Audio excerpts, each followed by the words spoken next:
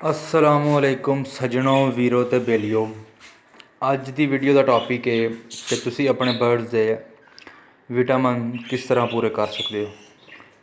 अगर तुहाडे तोते ब्रीड नहीं करते, बच्चे नहीं दे रहे, अंडे नहीं दे रहे, या अंडे बच्चे दे देन तो एक दो बस अंडा होंदा वे ते जिहड़ा ना अगों तोती जिहड़ा ना अंडे बच्चे नहीं देंदी, तो उहदे वास्ते सारा बहुत ही बेस्ट, बहुत ही बेहतरीन चीज़ है वास्ते है। मैं खुद इस्तेमाल की यार। मैं कोई जड़ा ना वीडियो वेख के या कुछ भी जो ना किसी को सुन के कहता, मैं जो इस्तेमाल किया मैं तुहानूं उहदे बारे दसांगा।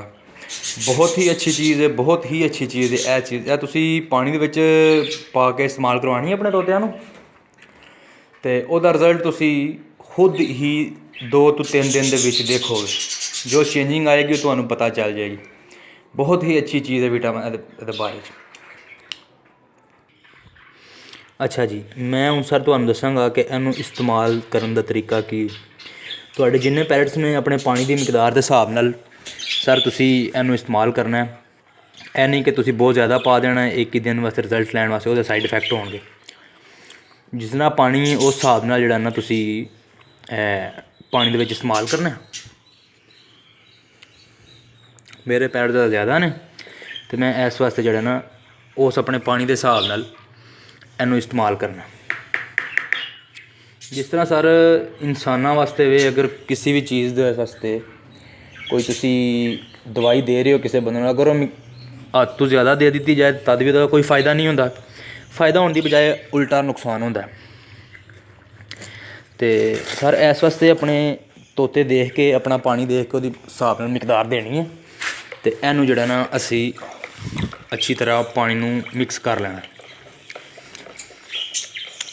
ਇਹਦੇ वास्ते सर ਇਹਦਾ फ़ायदा एक क्या होएगा, यह बिल्कुल जूस की तरह बन जाएगा। जिस तरह आम शदान का जूस मिलता है उसी तरह बन जाएगा। बिल्कुल पानी अच्छी तरह मिक्स कर लेना पानी के विच। ਇਹਦਾ एक फ़ायदा है कि तुहाडे तोते अंडे बच्चे ज़्यादा देणगे।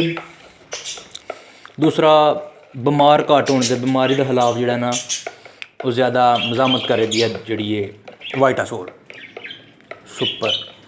सर तुहानूं मार्केट च तकरीबन 600 तो लैके 700 के दरम्यान मिलेगी। तो जो भाई अफोर्ड कर सकते हैं वो इस चीज़ में इस्तेमाल करन। मैं खुद इस्तेमाल किया हुए तो मैं फिर अपने वीरां नूं दस रहा कि मैं चलो होर भी सारे वीर जिन्होंने नहीं पता वो इस्तेमाल करन दा फ़ायदा होएगा। उस तो बाद वीरो यह वे कि इनू इस्तेमाल जिस दिन करवाना में तुसी 2-3 दिन लगातार करो, तुहानूं खुद रिजल्ट पता चलेगा। इनू इस्तेमाल इस तरह करवाना है कि तुसी राती बर्तन कढ़ लेना पानी वाला, तो सुबह जिहड़ा ना फ्रैश पानी दे विच इनू मिक्स करके तो फिर देना। वीरो पिंजरे दे विचों बाजरा नहीं खत्म होना चाहिए। अगर तुसी पानी कढ़ देंदे हो तो आस्ट्रेलियन तोते आजमाई हुई गल है कि 24 घंटे पानी पीते बगैर रह सकते हैं। 24 घंटे कट जाते हैं पानी ना भी इन्होंने दिता जाए, पर बाजरा नहीं खत्म होना चाहिए। अगर तुहाडे पिंजरे विच बच्चे दिते हुए तो फिर वो ज़्यादा खुराक भी खाएंगे, उन्होंने जिहड़ा ना इस तरह उन्होंने काम नहीं करना।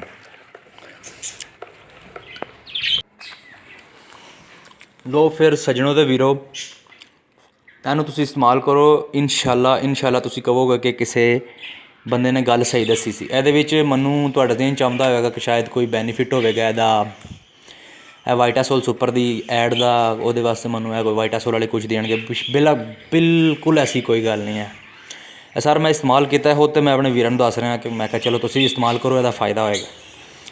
तो लो वीरो फिर दुआवां याद रखियो, तो चैनल को सबसक्राइब करो ताकि कोई भी जी नवी चीज़ होएगी उसकी तुहानूं नोटिफिकेशन आ जाएगा।